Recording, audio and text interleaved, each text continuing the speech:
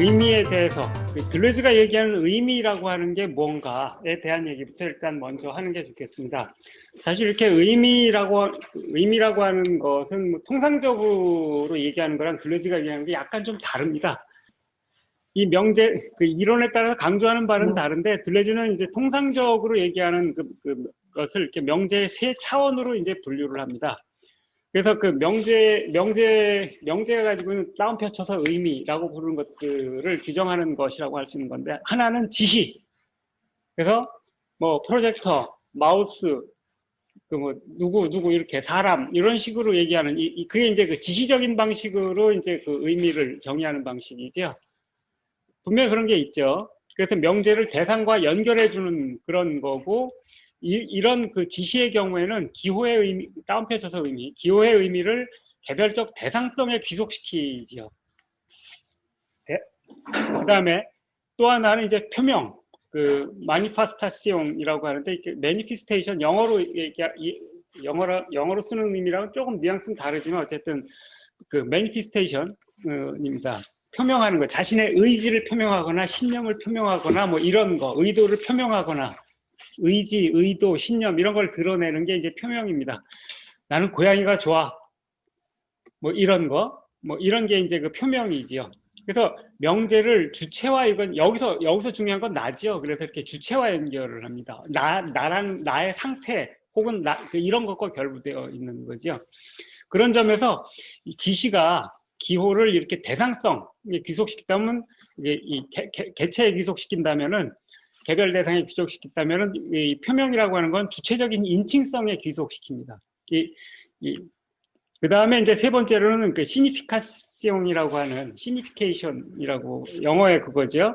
의미작용이라고 하는데, 이거는 사인들 간의, 즉 시니피안들 간의 관계에 의해서 만들어지는 의미작용 이런 거고, 주로 이제 구조주의에서 강조하는 거지만 가령 통사법 같은 거 이런 게 다 이제 이런 걸 통해서 의미가 만들어지는 거죠. 그래서 여기서 중요한 거는 한 기호와 다른 기호와의 관계. 그래서 이제 이런 관계 속에서 보편적 내지는 일반적 개념과의 관계, 그 상위의 보편성에 귀속되는 거, 뭐 예를 들면 마우스, 프로젝터, 뭐 컴퓨터 이런 것들은 다 전자제품이라고 하는 상위 일반성에 이렇게 귀속되잖아요, 그죠? 뭐 이런 식으로 빨강, 파랑 이런 것들은 색깔이라고 하는 게 더 귀속되고 이런 식으로 이렇게 이루어지는 보편적 일반적인 개념과의 관계를 갖게 되고, 그래서 이제 이것은 이제 구조적인 필연성에 이렇게 관련됩니다. 명제들이 전부 구조적 필연성과 관련되어 있습니다. 그리고 통상적인 언어 활동이라고 하는 것은 이 세 작용의 순환을 통해서 대상의 우위, 주체의 우위, 랑그 내지 기표의 우위성을 수립한다고 얘기를 할 수 있습니다. 지시가 대상의 우위를, 그 다음에 표명은 주체의 우위를, 그 다음에 의미작용은 랑그 내지 기표의 우위성, 기표의 물질성이라고 부르는 거, 기표의 규칙들 이런 것들의 우위를 확립하죠. 그리고 이런 이런 것들은 그렇기 때문에 주체든 대상이든, 그러니까 뭐라고 지칭해도 다르게 단어를 표현을 해도 지시적인 거에는 그 지시체에 자꾸 귀속되어 버릴 수밖에 없잖아요. 지시체의 동일성 이런 것들의 의미들이 귀속될 수밖에 없습니다. 그 다음에 표명의 경우에는 그 주체의 동일성이 귀속이 되게 되죠. 그 다음에 이제 구조의 경우에는 이 제도적인 강제성, 규칙의 강제성 이런 것들, 이 규칙의 강제성에 이렇게 그 규칙의 동일성 여기에 이렇게 귀속이 되게 됩니다. 그렇기 때문에 사실 들레즈 관점에서 봤을 때 이 세 가지는 기호들을 차이의 철학, 기호들에서 이렇게 언어와 관련해서 그 차이라고 하는 개념이 작동하는 것과는 정반대로 동일성의 철학이 작동하는 세 가지 이렇게 멘탈 이런 세 가지 방식, 세 가지 작용 이렇게 얘기를 할 수가 있겠습니다.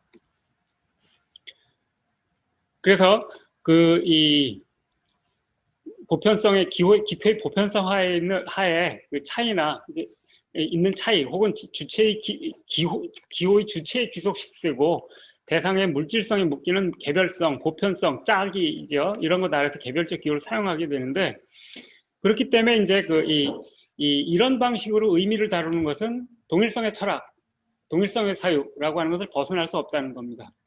그래서 이 사람은 이제 이것과 다른 차원에서 의미를 어떻게 차이 철학은 다뤄야 되는가. 그게 이제 의미를 이 사람이 정의하는 그 고유한 방식을 보여줍니다. 예를 들어서 지금 이렇게 통상적으로 세 가지를 이렇게 얘기를 했는데 가령 그렇게 나는 밥을 3일 동안 먹지 못했다 라고 이렇게 하는 그 문장을 이렇게 들었을 때 그거는 이제 어떤 명시적으로는 나의 상태를 표명하는 거잖아요. 나는 3일 동안 밥을 먹지 못했다. 근데 밥을 먹지 못했구나. 나는 3일 다 먹었는데 이렇게 되면은 틀린 건 아닌데 그 문장을 얘가 지금 말한 뜻을 이해를 했다라고 말하기 좀 어렵지 않습니까? 나는 넌 밥을 안 먹었구나. 빵은 그럼 먹었니? 이렇게 물었을 때에도 이건 지시와 결부해서 이렇게 문장을 다루는 건데 이것도 말을 못 알아들은 거지요. 그러니까 3일 밥 이렇게만 얘기를 했을 때 그럼 문장이 안 되잖아요. 3일 밥을 어쨌다고 3일 동안 밥 했다고 이렇게 얘기를 하면 이것도 못 알아들은 거지요. 나는 3일 동안 밥을 먹지 못했다라고 하는 것은 요것은 지시나 표명이나 의미작용으로 환원되지 않는 어떤 무언가가 있지 않은가? 이런 의심을 하게 해주지요. 조금 더 이렇게 쉬운 예를 들어보죠. 가령 그 단어로 10월 혹은 저 같은 사람이 10월 이렇게 얘기를 할 때 10월은 그렇게 갔어 혹은 그렇게 10월이 내게 왔다 이렇게 얘기를 했을 때 이 10월은 달력에 있는 10월을 표시하는 그 지시적인 기호인가?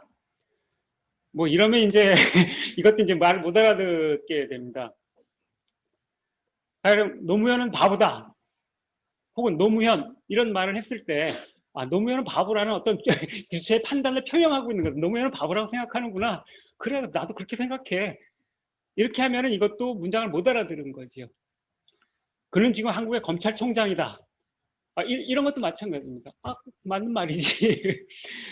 사실은 이 문장들은 이렇게 그 지시나 표명이나 아니면 그 이렇게 의미작용하고 이 문장들을 알아듣는다라고 하는 거는 이런 걸로 환원되지 않는 어떤 것들을 우리가 들었다는 뜻입니다. 그죠?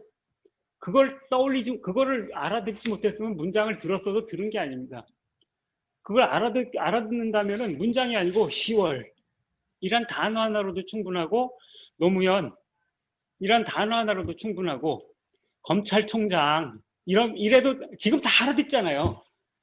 검찰총장 그러는데 이거 아닌 거죠. 그렇게 반응하면 못 알아들은 거잖아요. 이렇게 했을 때 이거는 아까 지시나 표명과 의미작용으로 환원되지 않는 어떤 것이 있다라는 걸 보여주는 거죠. 이게 바로 상스, 의미라는 겁니다. 영어로 센스, 의미라는 겁니다. 사실은 어쩌면 이게 더 중요한 거 아니냐는 겁니다.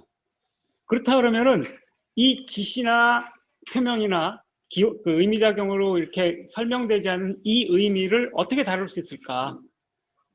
그리고 할 수만 있다면 어떻게 하면 이 의미를 보편성과 개별성의 짝, 일반성, 동일성, 강제성, 인칭성 이런 데서 벗어날 수 있는 방식으로 다룰 수 있을 것인가? 이게 이제 의미가 다뤄야 될 문제, 의미의 논리라는 책이 다뤄야 될 문제라는 겁니다. 이게 의미의 논리라는 제목으로 이 책에서 하고 싶어 라고 하는 것이 바로 이런 거라고 얘기를 할 수 있겠습니다. 근데 일단 가능성이 커 보이죠. 왜냐하면은 지금 지시나 표명이나 지시작용이라고 하는 동일성의 메커니즘 이런 것들로는 포착되지 않는 것이 바로 이 문장들을 통해서 팍팍 사람들에게 가고 있거든요. 그렇잖아요? 그리고 이제 이 말은 가령 10월이라고는 했지만 그렇게 10월이 내게 왔어라고 할 때랑 그렇게 우리의 10월은 끝났다 라고 할 때 10월의 의미는 아주 반대가 되잖아요. 똑같은 단어인데도 불구하고 이렇게 됐을 때 이건 같은 단어가 아주 다른 의미로 발산할 수가 있네 라고 하는 게 되잖아요. 이런 것들이 이제 차이와의 선들이 작동할 수 있는 지점이 이제 딱입니다라고 하는 생각을 이제 하게 해주는 거지. 그래서 그 의미의 논리가 이걸 다루기 위해서 사용하는 의미의 논리를 구성하는 기본 아이디어는 세 가지 정도로 이제 요약을 할 수가 있겠습니다. 첫 번째는 표면 효과로서의 사건을 통해서 의미를 정의하는 것. 의미는 사건이다라고 얘기를 하는 거라는 겁니다. 내용은 조금 이따 얘기하겠습니다. 두 번째는 구조와 이념, 반복, 뭐 이런 것들을 다루는 거. 그래서 이념의 전개체적이고 비인칭적 특이성을 통해서 이념적 사건을 정의하는 것입니다. 왜 여기서 전개체적, 비인칭적이란 말을 썼는지는 아까 이제 그 지시라고 하는 게 개체, 대상의 그렇게 지시되는 대상의 개체성과 결부돼 있잖아요. 지시는 대부분 다 개체를 향하니까. 그 다음에 이제 이 표명은 인칭성, 주어와 결부돼 있었잖아요. 그런데 이것과 다르게 전개체적이고 비인칭적인 이런 것으로서 의미를 다룰 수 있겠다라고 하는 겁니다. 그 다음에 특이성은 이 구조랑 결부되어 있지만 사실은 이 구조로 환원 불가능한 어떤 것을 표시한다라는 걸 이제 나중에 보게 되는데, 이게 그래서 이제 차이와 반복에서 이념적 사건이라고 하는 걸 정의를 했을 때, 이념적 사건은 어떤 반복을 야기하는 그런 장을 다루기 위해서 이념적 사건을 했잖아요. 이랬을 때 이념이란 개념을 썼잖아요. 이념적 사건이 아니고, 이 이념이란 개념이 반복과 구조 이런 것들을 다루는 방식으로 쓰일 수 있겠다라는 겁니다. 이게 왜 필요하냐면은 아무리 차이의 철학을 가동시키려고 해도 남들이 알아들어야 되는 어떤 다운패친 일반성, 다운패친 보편성, 남들이 알아듣게 해야 된다라고 하는 이거는 피할 수가 없는 거예요. 그런데 그렇기 때문에 이것도 되면서 거기서 멈추지 않고 벗어날 수 있어. 이걸 동시에 해야 되는 또 어려운 난점이 이 책에 있는 거예요. 그 다음에 그렇기 때문에 이제 세 번째가 거기서 등장하는 건데, 이 구조 반복 이런 것들을 이념으로 다룬다면 그런 구조의 제약을 넘어서는 초험적 사건화를 통해서 사건들 혹은 의미들이 소통하고 발산하게 하는 거. 이래서 이렇게 구조 밖으로 벗어나게 만드는 거. 이런 것이 이제 또 하나의 아이디어라고 얘기할 수 있겠습니다. 이걸 하기 위해서 이 세 번째 거는 특히 이제 아까 말씀드렸듯이 이 책의 방향을 잘 보여주는 건데, 특이성의 유목적 분배로 열린 미규정성을 향해서 거슬러 올라가는 잠재화 이런 것들을 따라가게 만들고, 그 다음에 우발점, 아이온의 시간, 일위성, 결국은 일위성에 이렇게 이르게 되는 이런 과정들이 이걸 통해서 이루어지게 됩니다. 그래서 이걸 잘 보여주는 게, 문제는 양립 불가능성을 뛰어넘는 사건들의 보편적 소통에 이를 수 있는가를 아는 것. 이게 이제 가려고 하는 기본 방향이라는 겁니다. 이게 초험적 사건화가 잠재화의 선을 따라간다라고 하는 것의 의미이기도 합니다. 근데 이제 그 의미를 사건으로 정의한다라는 건 도대체 무언가? 이런 질문, 이걸 이제 한번 이렇게 다시 설명을 할 필요가 있겠습니다. 가령 이렇게 10월이라든지 노무현, 검찰총장 이런 단어를 들을 때 우리가 거기서 또 알아듣게 되는, 우리가 듣게 되는 건 무언가? 사실 그거는 대상의 단일성에 속하지도 않고 화자나 말하는 자의 의도나 청자의 해석으로 귀속되지도 않고 기표들이 제공하는 단일한 의미에 같지도 않은 어떤 의미들인데요. 그게 무언가? 가령 10월이란 말은 그 말을 쉽게 알아듣는 사람들은 대부분 다 10월 혁명을 떠올릴 거라고요. 10월 혁명이라는 사건을 떠올리게 된다는 거고, 그 사건을 떠올릴 때 레닌, 소비에트, 봉기 17년 이런 것들이 같이 쭉 이렇게 떠오르게 될 겁니다. 그런데 만약에 1891년 이후에 그 얘기를 들었다라고 한다 그러면은 91년 이 소련 붕괴, 고르바초프, 베를린 장벽 이런 것들하고 이렇게 연결되어서 듣게 되겠죠. 이렇게 연결되는 것들이 달라지면은 10월은 다른 사건이 돼요. 앞에는 그렇게 내게 다가온 사건이었다면 뒤에는 그렇게 이제 흘러간 사건이 10월은 내게서 그렇게 멀어져 갔다라고 얘기를 할 때는 이 뒤에 게 떠오르는 거죠. 그래서 같은 10월이지만 다른 의미를 갖는다라고 했을 때 그 10월이라는 말을 통해서 우리가 이렇게 떠올리게 되는 어떤 사건들이 달라진다라는 걸 뜻하는 거라고 얘기를 할 수가 있겠습니다. 노무현도 마찬가지입니다. 노무현이란 말을 듣고서 어떤 사람, 초상화로 요약되는 어떤 사람의 얼굴을 떠올리는 거는 이 바보 같은 짓이죠. 그렇게 하는 사람 별로 없다고, 지금은. 노무현이란 말은 워낙 그렇게 사용되지 않는다고. 노무현이라고 할 때는 당연히 그런 동일한 물리적 지체를 갖는 인물이지만 사실은 청문회 스타, 지역 감정, 부산, 낙선 이런 그것들의 반복, 이런 것들로 이렇게 계열화돼서 바보라고 하는 말로 이렇게 요약될 수도 있고, 혹은 이제 노사모, 대통령 선거, 이런 것들하고 미친 대중, 뭐 이런 것들하고 연결되어서 또 다른 의미로, 이렇게 되면 또 다른 노무현이 되죠. 같은 노무현이지만, 여기에 이제 부엉이 바위, 그 다음에 논두렁 시계, 이게 계열화되면 아주 다른 노무현이 됩니다. 근데 셋 다 어떤 사건이죠. 이런 것들을 같이 떠올린다라고 하는 것, 떠올린다고는 하지만 핵심적인 건 전부 이런 것들이 하나로 엮인 사건들을 우리가 떠올리는 겁니다. 사건들로 알아듣는 겁니다. 바보같이 계속 낙선하는데 거기서 출마한 그런 사건, 그 해서 떨어지고 한, 뻔히 서울 나오면 될 텐데 거기다 들어갔던 그 바보 같은 짓을 우직하게 계속 반복했던 그 사건들이 떠오르는 거고, 거기에 미쳐가지고서 대중들이 거기 막 해갖고 그 정치판을 뒤집어버렸던 어떤 대대한 정치적 사건을 떠올릴 수도 있는 것이고, 한나라의 대통령이었으나 이러이런 검찰과 뭐와 등등에 의해서 논두렁 시계와 그 부엉이 바위로 딱 이렇게 요약되는 그런 그 불행한 사건을 떠올리게 될 수도 있는 거고, 뭐 등등 여러 가지 다른 사건들을 떠올리게 되는 거죠. 뭐 이런 의미에서 노무현이란 말의 의미는 노무현이란 말에 응축되어 있는 사건이다, 이렇게 얘기를 할 수가 있죠. 10월이란 말의 의미는 10월이란 단어에 응축되어 있는 사건이다, 이렇게 얘기를 할 수가 있고요. 검찰총장도 마찬가지입니다. 우리가 검찰총장이라는 말을 지시체로 안 듣는 이유는 그 사람과 지금 그 검찰총장을 하는 특정 인과 결부되어 있는 사건들 때문이잖아요. 그랬을 때 검찰총장이라는 말에 씨발 이렇게 욕부터 이렇게 하면서 사람들이 듣게 되는 이유는 검찰총장이라는 단어 때문이 아니죠. 지시체 때문이 아니라고. 사건들 때문인 거지.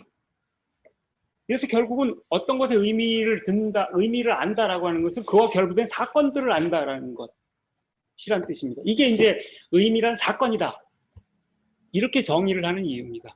그리고 바로 이렇게 됐을 때 같은 단어도 그것들을 통해서 그것들에 집약되어 있는 사건이 달라지면 얼마든지 다른 의미를 가질 수 있다라고 하는 이런 그 발산의 길들, 차이화의 길들, 이런 것들이 이제 거기에 같이 이제 실려 있는 거지요.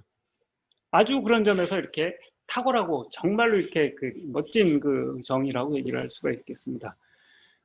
그런데 이 사건이라고 하는 것은 통상 의미라고 하면은 자꾸 이렇게 우리가 무언가에 부여하는 주관적인 의도나 표명 이런 거를 떠올리게 되는데, 가령 10월에서 이런 것들을 떠올리는 건 개인이 부여하는 의미. 그거 뭐 안 그런 사람도 있으니까. 우리 어머니 같은 분은 10월 그러면 뭔 10월이야 갑자기 지금 1월이야 이렇게 하시겠지만, 아는 사람은 그렇게 반응하지 않잖아요. 이건 주관적으로 부여한 의미만은 아니에요. 그렇다고 해서 어떤 지시체를 갖는 거는 아니에요. 그러니까 그런 걸 못 알아듣는 사람도 있으니까. 프로젝터 그러면 대부분 다 알아듣거나 대부분 다 알아듣는다고. 그건 어떤 물리적인 대상을 가리키는 거니까. 근데 10월, 노무현 이런 것들은 가령 외국 사람들한테 노무현이라는 말을 했을 때는 그냥 과거 대통령이었던 한 인물 알면 다행인 거예요. 사건으로서의 그 의미를 알기는 어려워요. 그런 점에서 분명히 이렇게 대상으로 귀속되지는 않아요. 그렇지만 누군가가 이렇게 주관적으로 부여하는 의미도 아니에요. 이것은 틀림없이 어떤 물질적인 사태들하고 결부가 돼 있어요. 10월이 내게서 그렇게 떠나갔다라고 했을 때 그거는 실제로 붕괴한 역사, 그 붕괴한 역사 속에서 새로운 종류의 삶을 시작했던 사람들의 그 참담함, 혹은 그렇게 붕괴지면서 드러났던 과거 역사의 참담함, 이런 물리적인 사태들, 이런 것들이 있는 거잖아요. 노무현이라는 말도 마찬가지고요. 그렇기 때문에 이것들은 분명히 어떤 물질적인 신체들하고 연관되어 있어요. 그런데 지시와 다르게 그 신체적인 특징을 표명하는 게 아니에요. 신체들로 이루어진 사건을 보여주는 거지. 근데 이 신체들로 이루어진 사건이란 무언가, 여러 신체는 하나도 달라지지 않은 채 요것들이 어떻게 모이는가, 어떤 신체들이 모이는가에 따라서, 그러니까 노무현이라는 사람은 동일한 물적 그렇게 생물학적 신체를 가지고 있지만, 같다고 통상 간주하는 그런 얼굴과 팔다리를 갖고 있지만, 뭐 부산, 국회의원 선거, 낙선, 뭐 등등 이런 것과 연결될 때, 이런다고 부산이 달라지는 건 아니거든요. 신체는 아무런 변성이 없어.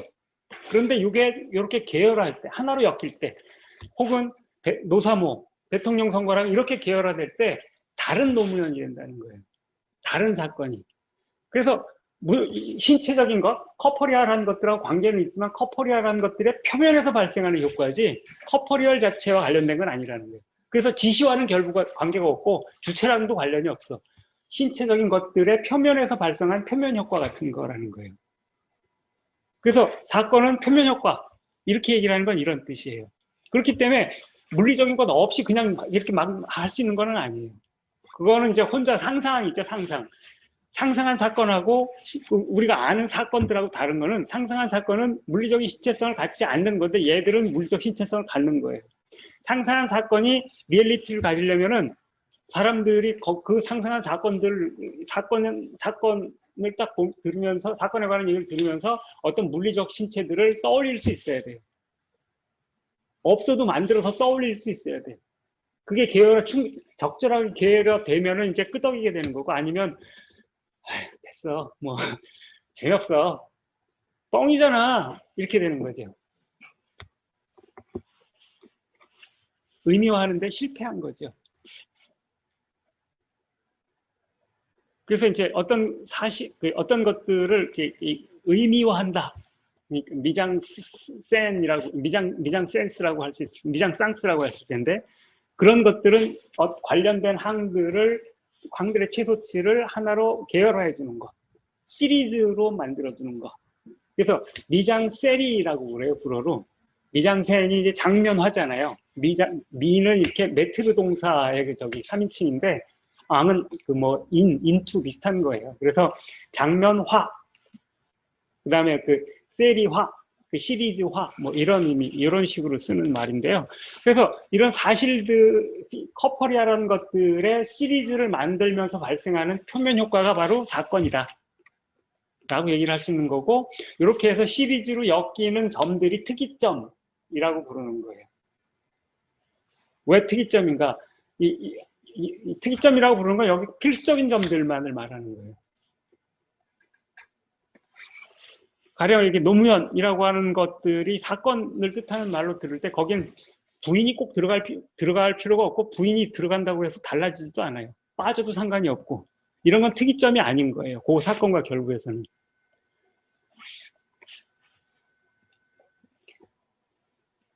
근데 이런 의미에서 이런 종류의 의미, 사건으로서의 의미는 이제 이 반복 가능성을 갖습니다. 그죠? 노무현이라는 말이 왜, 검찰총장이라는 말이 왜, 10월이라는 말이 왜 우리에게 중요한 의미를 갖고 사용되는가? 이 단어를 더욱 중요하다고 여기면 여길수록 이것과 결부된 반복 가능성을 굉장히 중요하게 여기는 거예요. 그래서 그 노무현이라는 사람을 계속 아직도 잊지 못해가지고 이렇게 이 노바에서 문바로 계속 이렇게 진화한 사람들 있잖아. 그 사람들은 그 사건의 충격이 굉장히 강해가지고 계속 그런 것들을 어쨌든 소중하게 혹은 상처처럼 갖고 있는 거거든요.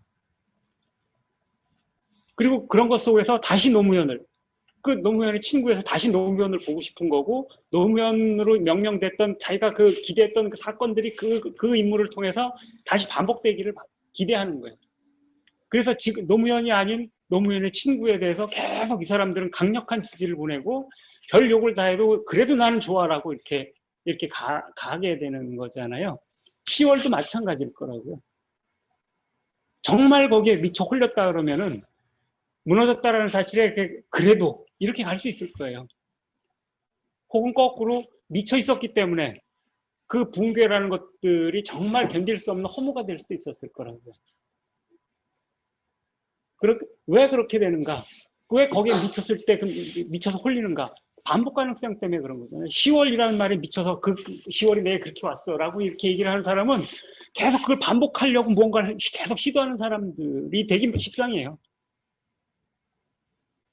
그리고 10월이 내게서 그렇게 갔어 라고 했을 때는 그 반복 가능성이 사라지는 것, 혹은 그런 종류의 일들이 이런 식으로 와해될 수 있다라고 하는 것, 이런 것들, 거꾸로 그런 와해 반복 가능성들 이 앞에서 절망하는 사람일 거고, 그렇기 때문에 사건은 반복 가능성을 가질 뿐 아니라 그 반복 가능성의 강도가 사실은 의미의 강도라고 얘기를 할 수 있어요, 심지어.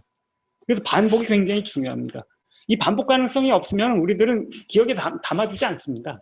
인간들은 기억을 하는 건 다 이후에 벌어질 사태에 이 사태를 예측하고 그때 써먹기 위해서 기억하는 거예요. 동물들이 이렇게 살아가는 생존 전략이었거든, 그게. 거꾸로 그런 것일수록, 중요한 것일수록, 이 반복 가능성 같은 것들, 반복 가능성이 있는 걸수록 중요하게 여기고, 반복 가능성 없는 건 남들이 아무리 얘기해도 내 인생이 반복될 것 같지 않으면, 이렇게 그냥, 됐어, 이렇게 되는 겁니다. 그렇기 때문에 사람들이 이 같은 이름에 대해서 부여하는 의미가 다 다르고 강도가 다른 겁니다. 거기에 말려 들어가는 정도가 다른 거고. 이런 의미에서 의미라고 하는 것은 일회적이고 개별적인가. 노무현은 어떤 한 개인을 지칭하는 거지만 개별적이지 않죠. 그리고 일회적이지도 않죠. 그 사람이 대통령이 된 건 한 번이지만 일회적이지 않잖아요. 죽은 것도 한 번이지만 일회적이지 않잖아요. 당연히 이거는 이제 반복된다. 그래서 이 반복을 이념적 반복, 이념적 사건이라는 말로 표시를 한 겁니다. 차이와 반복에서 이념의 개념을 써서. 두 번째로, 의미는 주관적이고 인칭적인가? 그렇지 않습니다. 내가 부여하는 게 아니고 거꾸로 그렇게 부여된 의미를 내가 갖다 쓰는 경우들이 많아요. 왜냐하면 내가 10월에 1917년 10월은 태어나지도 않았고 본 적도 없고 만난 적도 없어. 누가 얘기해주고 누가 써놓은 거를 보고 듣고 읽었을 뿐이거든. 따라서 이것은 인칭적인 게 아니에요. 인격 한 사람의 주관성하고 별로 상관이 없다는 거예요. 객관적이에요. 그리고 그런 의미에서. 그리고 이제 이런 게 이제 물질성의 표면 효과, 이 주관적이지 않다라는 걸 얘기를 하려고 물질성의 표면 효과, 신체의 표면 이런 얘기를 하는 거예요. 그리고 특이점들의 계열화에서의 사건. 그래서 첫 번째 게 이렇게 주관적이고 일회적이고 개별적인가? 아니다. 그것은 이념적 반복으로서 이념적 사건이다. 이렇게 얘기를 하는 거고. 두 번째 거는 이제 그런 특이점들의 계열화로서 물표면 효과로서 사건이다라고 하는 건 이런 맥락에서 주관적이고 인칭적인 것과 대비해서 쓰는 겁니다. 그리고 세 번째로 의미는 보편적이거나 일반적인가? 그렇지 않습니다. 노무현이라는 말에 어떤 것들을 떠올리는 사람, 모든 사람이 저렇게 떠올리지 않거든요. 검찰총장 하면은 지금은 대통령 후보지 이러는 사람도 있고 저희 개새끼 이러는 사람도 있잖아요. 똑같은 의미가 없어요. 보편적일 수가 없어요. 사건화하는 방식에 따라서 아주 다르기 때문에 보편성이 없어. 일반성 같은 것도 없어요. 같은 단어로 똑같은 문장으로 써도 그렇다는 겁니다. 그리고 그런 의미에서 이제 비개별적이고 개별적, non individual이라서 같은 단어예요, 지금 이게. 비개체적, 비개별적이고 비인칭 전개체적이고 비인칭적인 특이성으로서의 이념적 사건이라고 하는 개념이 이것들과 대결하는 맥락에서 나온 말입니다. 그랬을 때 이제 이렇게 특이성이라는 말이 이제 여기서 설명이 돼야 되겠죠. 이념적 사건은 특이성이다 이렇게 얘기를 하는데 어떤 뜻인가? 이 특이성과 특이점에 대해서 먼저 얘기를 해보죠. 특이성이라는 말은 singularity, 영어로는 singularity라는 말을 번역한 겁니다. 그래서 singular, 이게 단수잖아요, 단수. single, 짝 없는 혼자. 그래서 하나, 단수, 이런 것으로 오해하는 경우들이 있는데, 이건 이 들레즈는 이 단어를 어떻게 쓰냐면 수학적인 의미에서 갖다 써요. 그래서 단수, 특히 좀 나중에 보겠지만 이거는 반복과 결부되어 있기 때문에 단독적인 거라든지 단수적인 거 이런 거랑 전혀 상관없어요. 정반대예요. 복수적인 것과 결부가 되어 있고 반복과 결부가 되어 있어요. 그래서 이 들레즈 구조주의를 어떻게 식별할 것인가라는 글을 이제 들레즈가 구조주의를 굉장히 자기식으로 이렇게 긍정적으로 해석한 글이고 굉장히 이렇게 의미의 논리를 이해하는데 도움이 많이 되는 글입니다. 이게 73년에 이제 그 친구가 이렇게 만든 그 철학사 책에 이렇게 한 챕터 써준 겁니다. 거기에 보면 이제 미분적 관계의 규정의 특이점들의 분포가 대응한다. 이 특이점들이 곡선들이나 형태들을 특성화한다라고 이렇게 얘기하면 특성화한다는 characterize라는 말입니다. characterize.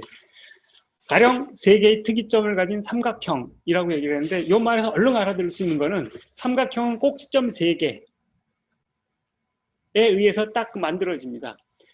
그 꼭지점 세 개만 알면 그 삼각형의 여러 가지 성질들이나 특징, 그 프로퍼티 이런 것들은 다 그로부터 도출할 수 있습니다. 면적, 그 다음에 그 변의 길이, 각도 이런 거 다 점 세 개만 알면 다 구할 수 있습니다. 그래서 프로퍼티가 아닙니다. 싱귤레리티는 프로퍼티가 아니에요.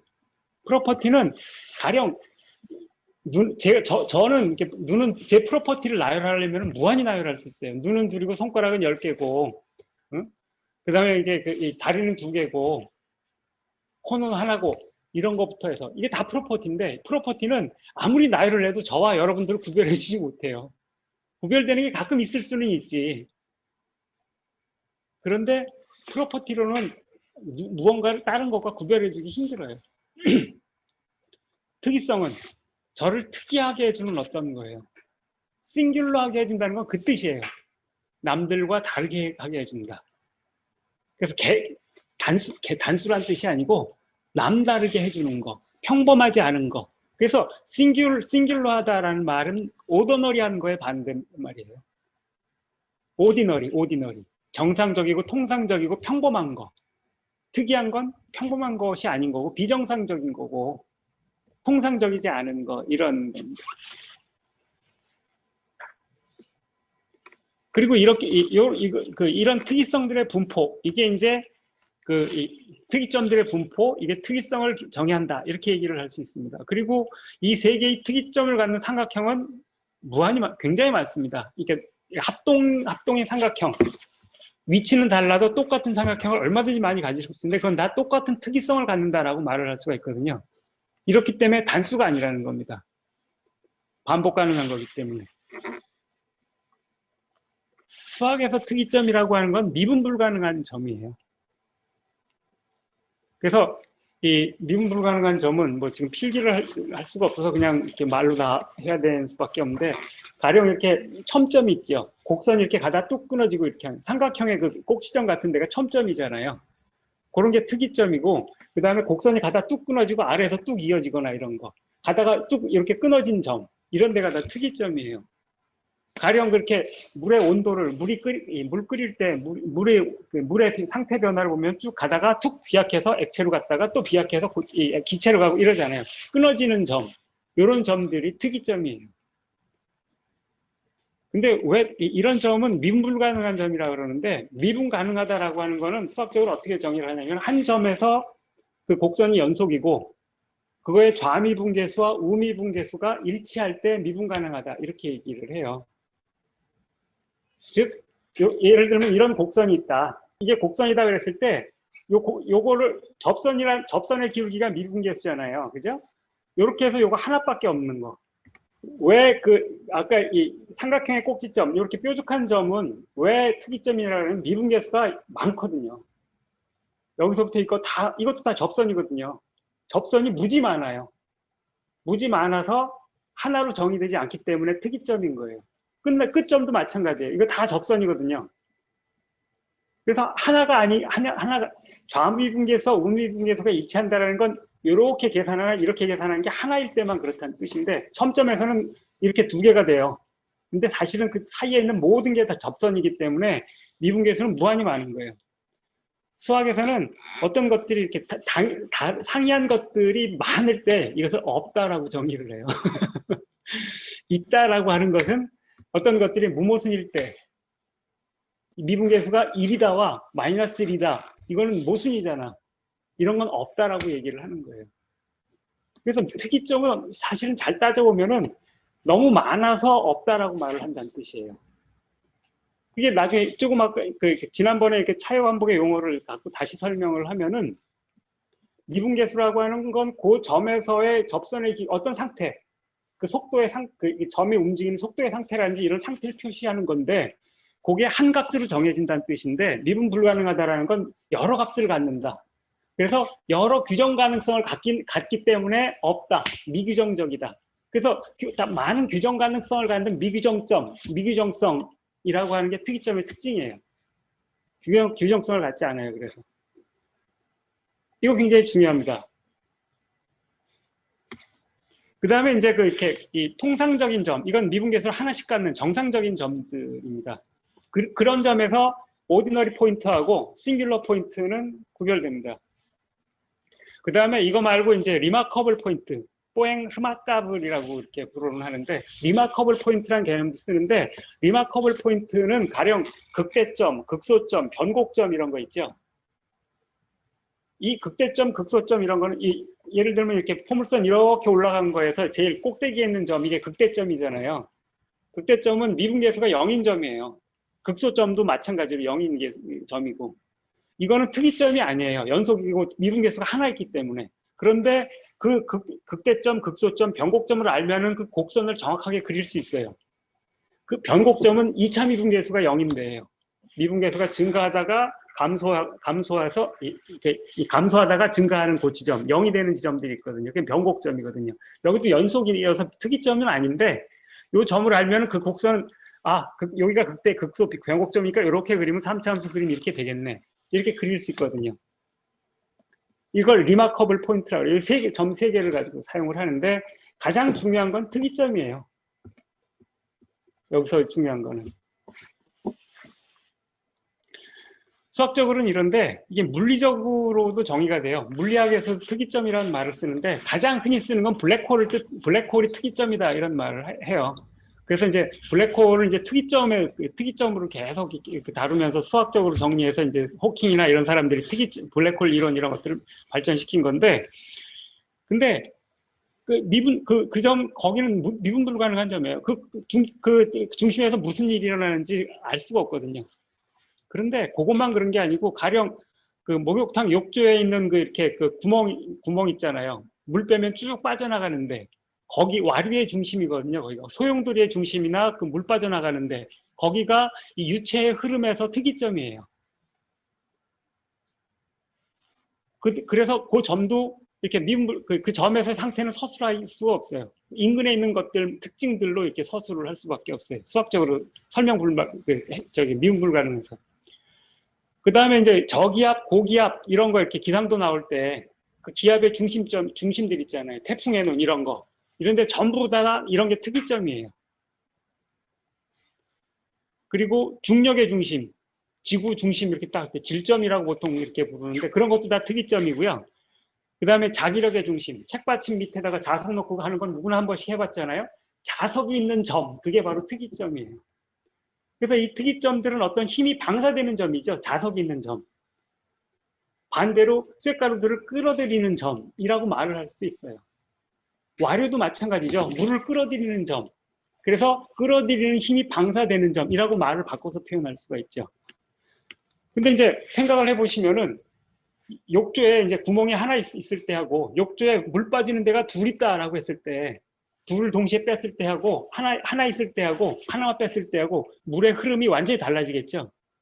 유체의 흐름의 상태, 요게 이제 거기 유체의 흐름의 장인데 그게 특이점의 분포에 따라서 당연히 달라지게 되는 거예요.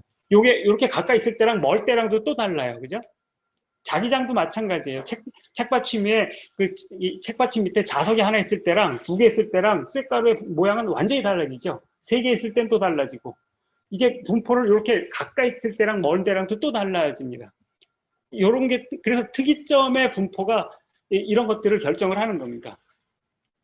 이 장의 특이성은 특이점의 분포에 의해서 결정된다. 이렇게 말을 할 수 있겠죠. 그래서 기상 설명하는 걸 있잖아요. 저기압, 고기압 이런 것들이 어디에 위치해 있고 어떤 위치 관계에 있는가 이게 기본이에요.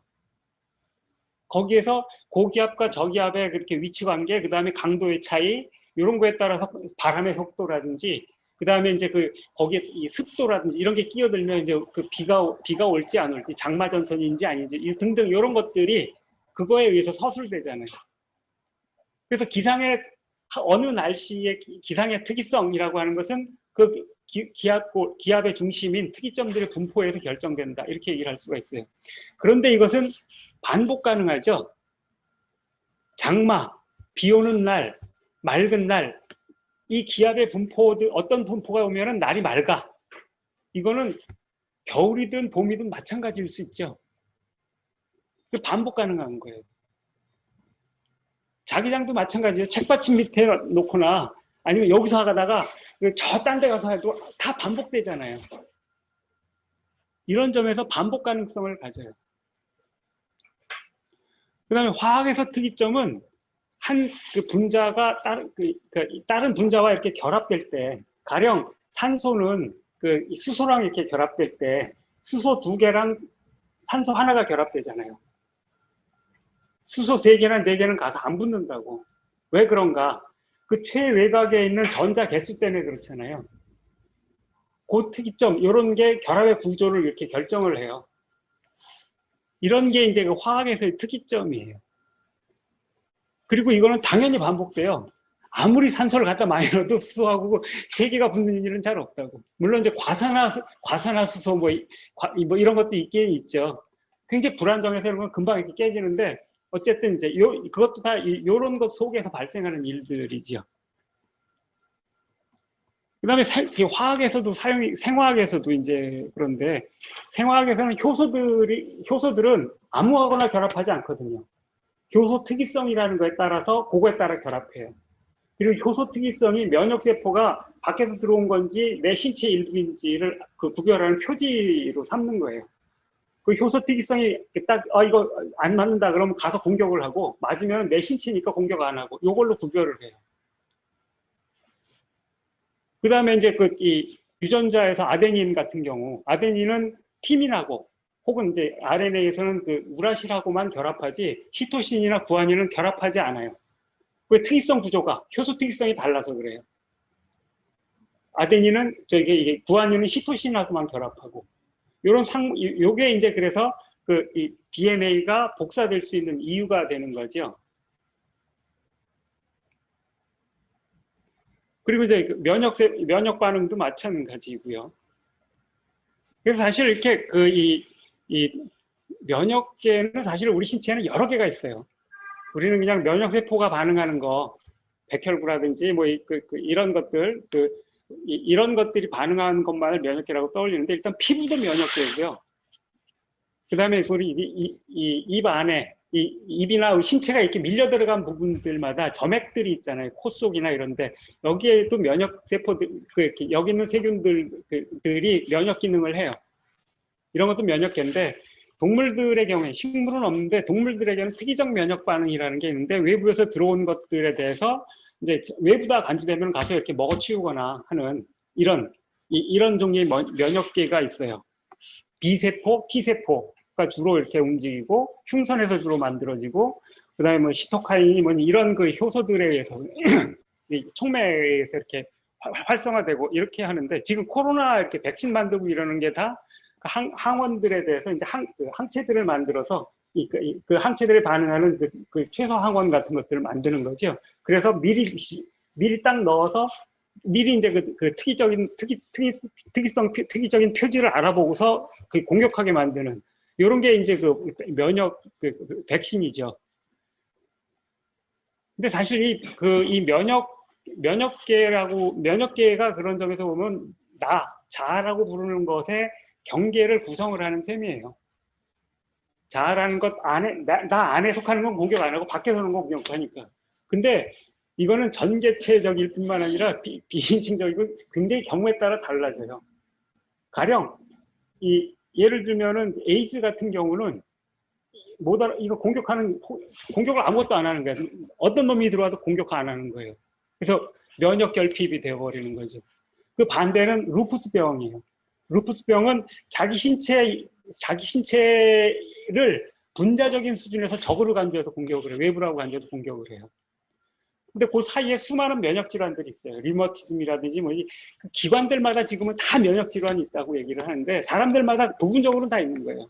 알레르기도 이제 과잉 면역 반응인데, 이런 것들이 전부 이제 사실은 이제 그렇게 자아나 개체, 인칭성과는 다른 수준에서 특이성에 의해서 이렇게 생화학적으로 반응하는 메커니즘이라고 얘기를 할 수가 있습니다.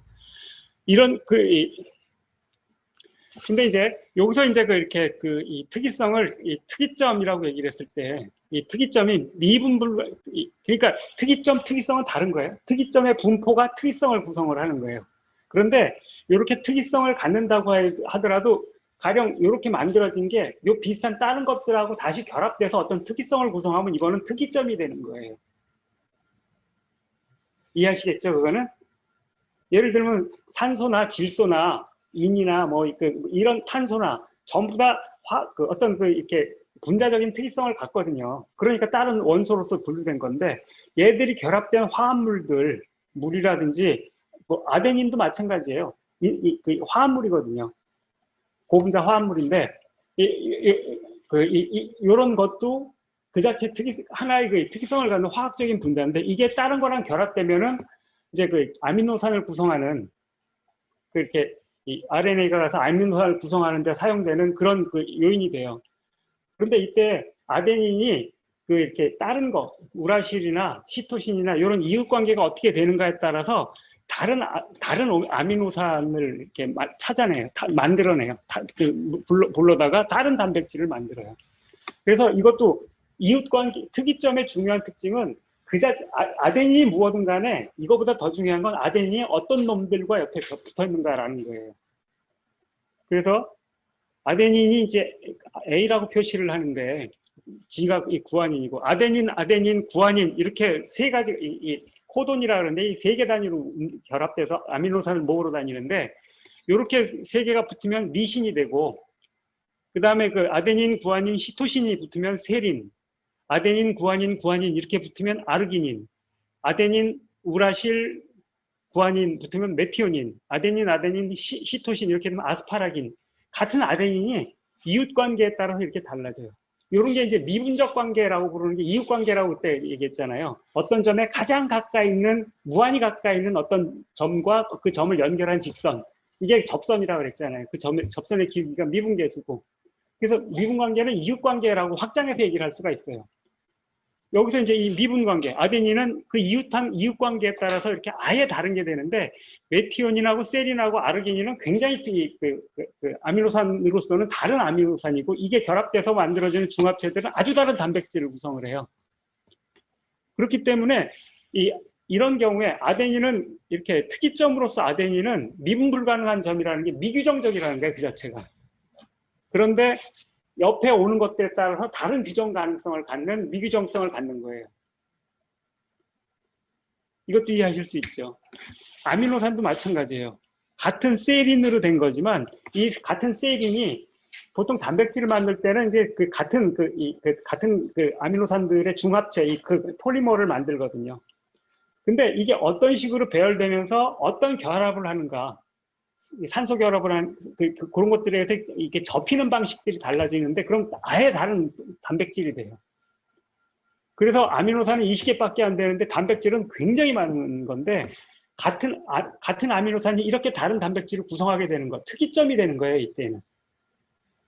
그래서 특이성 관계는 계속 그 위아래로 옮아가면서 계속 있을 수 있는 거예요. 핵산들은 아미노산을 구성하는 그 코돈의 특이점이고, 아미노산은 단백질을 구성하는 특이점이고, 단백질 특이성을 결정하는 특이점이고, 뒤집어 얘기하면 특이성 속에서 특이점들의 미분계수, 즉 그게 무엇인가는 결정되는 거예요. 밸류가.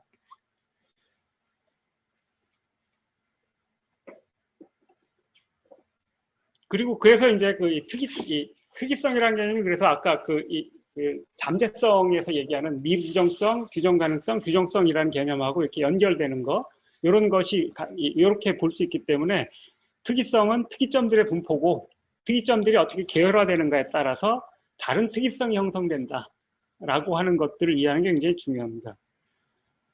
그리고 이제 이런 점에서 특이성은 반복 가능성을 갖고 그렇기 때문에 단수적인 것도 아니고 단독적인 것도 아닙니다. 더구나 들레즈는 반복적으로 펼쳐질 구조로서 이념을 강조하잖아요. 그래서 이제 그렇게 전개체적인 것으로서 개체적인 것하고 특이성을 대비하기 때문에 개별적인 것, 개별적인 고유성 이런 걸 표시하는 단어로서 독특성 이런 거하고 특이성은 완전히 다른 거예요. 이거는 독특성이란 번역은 그래서 틀린 번역이에요. 냉정하게 얘기를 하면. 그냥 그 프로퍼티의 일종, 중요한 프로퍼티라고 생각을 해서 이렇게 번역을 한 거예요. 근데 그게 아닙니다. 개별적인, 지금 계속 인디비주얼하지 않다는 걸 강조하고 있잖아요. 솔로라는 걸 강조하려는 말이 아니라는 거예요. 그리고 반복 가능하다라는 걸 강조하려는 거고. 그래서 그 개체 안에서 그와 같은 질을 갖는 같은 종류의 개체들 속에서 반복되어 출현할 이념이고 구조라고 얘기를 할 수 있고, 그래서 우리는 보통 개체가 그 프로퍼티를 갖고 있다 그러는데 그게 아니고 전개체적 특이성이 그런 종류의 개체들을 갖고 있다라고 말하는 게 오히려 더 정확해요. 갖고 있다는 말을 굳이 쓰고 싶다 그러면 뒤집어서 써야 된다는 거예요.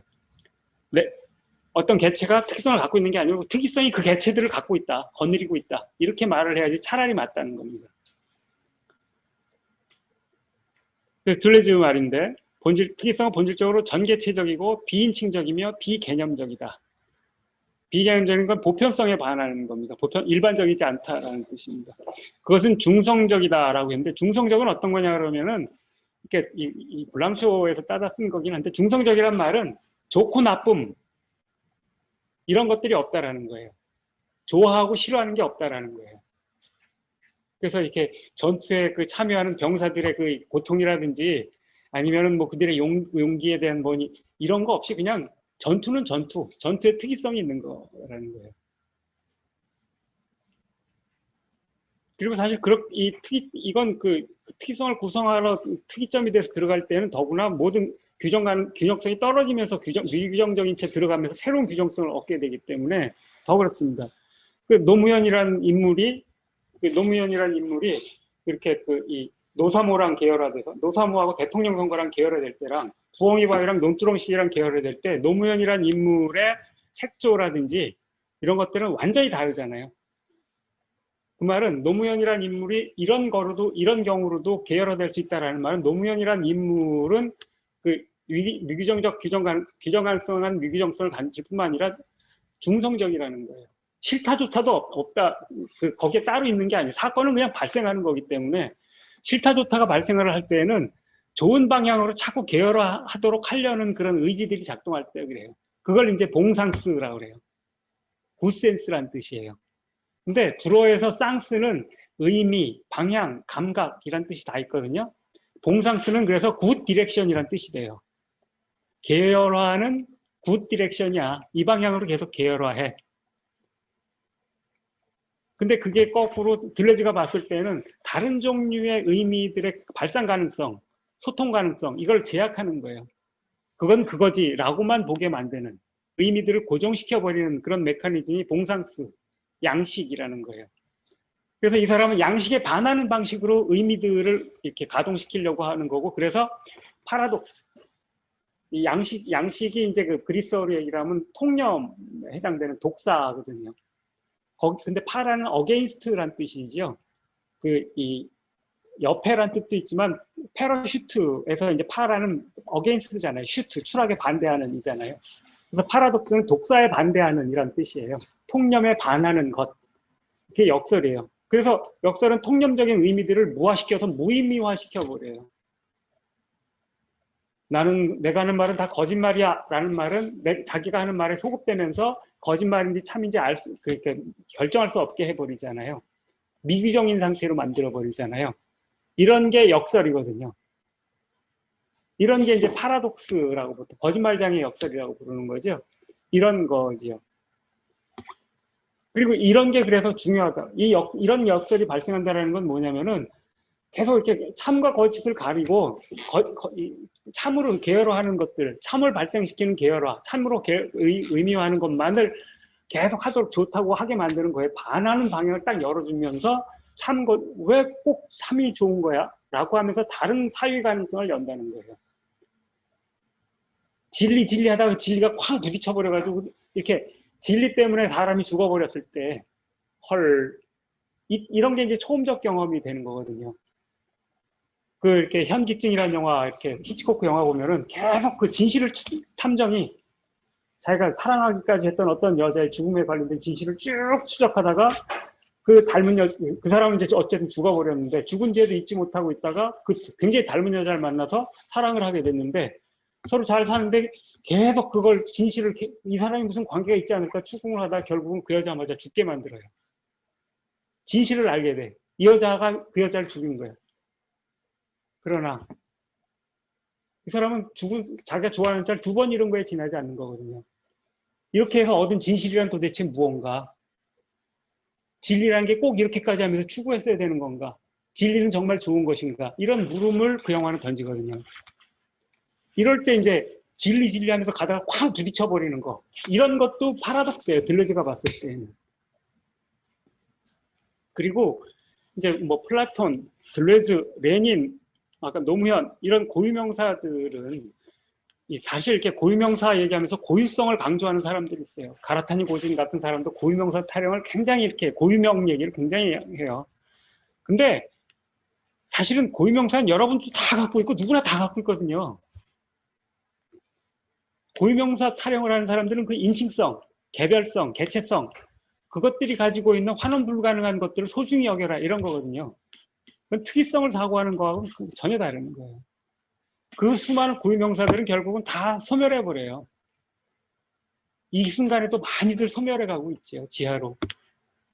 그런데 죽어도 남는 고유명사들이 있어요. 플라톤, 들레즈, 레닌, 노무현 이런 고유명사들은 죽어도 남는 거예요.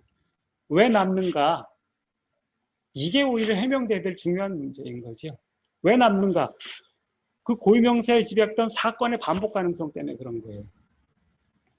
특이하기 때문에 그래요. 특이성이 고유명사를 어떤 고유명사는 특이성이 있을 때 고유명사는 살아남아요. 죽어도 살아남아요. 특이성이 없으면 그냥 평범성 속에서 고유명사는 그냥 소멸해버려요. 고유성은 아무 의미가 없어요. 그런 의미에서. 그 반복 가능한 특이성 이런 것들이 누군가 계속 그렇게 반복할 만한 어떤 것이 될 때 영원성을 획득할 수 있어요.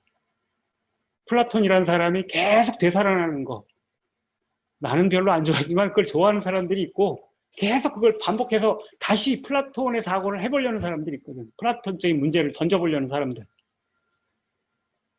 들레즈도 마찬가지고 노무현도 수많은 사람들이 지금 반복하고 있는 거 이런 거 그래서 영원히 누군가가 반복할 만한 그런 위상을 갖는 그런 의미를 갖는 특이성이라면은 영원히 살아남게 돼요. 그래서 영원성을 정의하는 새로운 방식이 출현할 수 있게 되는데 영원성이란 소멸하지 않음, 변하지 않음 이런 게 아니에요. 반복해서 출현할 수 있음. 그리고 그런데 그 반복은 플라톤주의자가 지금 나타났을 때 플라톤 얘기를 똑같이 할 수는 없어요. 저는 뭐 이렇게 굉장히 들레즈를 좋아하고 들레즈행이라고 자처하지만 제가 하는 얘기가 들레즈 얘기 그 자체다라고 말을 하는 사람은 아무도 없어요. 저도 그렇게 생각하지 않았거든요. 다른 모습으로 출현하는 거예요. 그렇게 피닉스가 그런 거죠. 불사조. 불타면서 새로이 탄생을 하는 방식으로 다른 개체로서 탄생하는 거죠. 그렇기 때문에 언제나 다르게 반복되는 이런 반복의 영원성 이런 게 이제 이렇게 영원성이라고 말할 수 있는 거고 그런 종류의 반복을 향해서 무언가를 던지게 만드는 그런 어트랙터 그런 힘을 갖는 특이성 이런 게 영원회귀라고 하는 것들을 만들어내는 거예요. 주사위를 던진 사람을 계속 영원히 만들어내는 그런 특이성이라면 영원회귀. 자, 다시 한번 하게 하는 자들을 끊임없이 만들어내니까. 그래서 이게 이제 특이성은 영원성하고 연결이 되고 영원회귀랑도 이어지게 됩니다. 특이성은 이제 그 수학에서는 어트랙터, 수학이나 물리에서 어트랙터라고 하죠. 그래서 이제 어트랙터고 이 특이점들이 이제 그렇게 만들어내는 힘의 장, 이걸 표시하는 곡선, 이걸 어트랙터라고 하기도 해요. 특이점은 이제 어떤 힘이 방사되는 점이고 이런 역으로 그 힘이 작용하는 것들을 끌어모으고 불러들이는 점이라는 뜻입니다. 그 힘이 작용해서 어떤 것을 반복하게 만드는 힘이라는 뜻이죠. 그게 어트랙터입니다. 물론 그거는 아무나 다 끌어당기는 건 아니고 그 힘을 알아보고 그 힘에 매혹될 줄 아는 자. 매혹은 수동이지만 안목 있는 자들에게만 발생하는 사건이라는 점에서 매우 특이한 수동이에요. 이런 그 힘에 매혹되는 것들만을 불러들이고 끌어들입니다. 그렇게 우리는 들레즈에게, 막스에게, 혹은 플라톤에게, 릴케에게 끌려 들어갑니다. 그러나 자기장은 모든 철에 작용하지만 돌멩이나 나무를 끌어들이진 못하잖아요. 플라톤의 매혹된 이가 들레즈에게 끌려갈 가능성은 없고 그 다음에 매혹의 양상이나 이유에 따라 다른 궤적을 끌려 들어가게 됩니다. 이게 긍정적 공명의 특이점 이런 건데 사실 이제 모든 것을 다르게 모든 것을 빨아들이는 그런 특이점도 있죠. 블랙홀이 바로 그거죠. 모든 것을 빨아들여요. 중력이 없는 빛 입자까지도 빨아들입니다. 그래서 이렇게 질량을 갖지 않는 빛의 입자도 빨아들이는데, 사실 이제 이거는 매혹의 이유 없이, 긍정의 이유 없이 끌려 들어가는 특이점이 됩니다. 이건 그래서 생산하지 않는 특이점이고, 산출을 저지하는 특이점이고, 부정의 인력이 모든 능동적 힘을 빨아들이는 특이점, 그래서 죽음의 선을 그리는 특이점입니다. 거부할 수 없어서, 감히 내놓고 반대할 수 없어서, 이탈의 힘이 허용하지 않는 부정의 의지로 인해서 이탈하려는 자들을 강하게 부정하는 힘들이 작용하기 때문에 할 수 없이 모두가 그냥 빨려 들어가는 그런 특이점, 그게 파시즘의 특이점이죠. 이게 블랙홀 같은 특이점입니다. 무서운 특이점입니다. 이런 걸 이제 나중에 이제 그 천해고원에서 미시정치학에서 이렇게 중요하게 다루지요.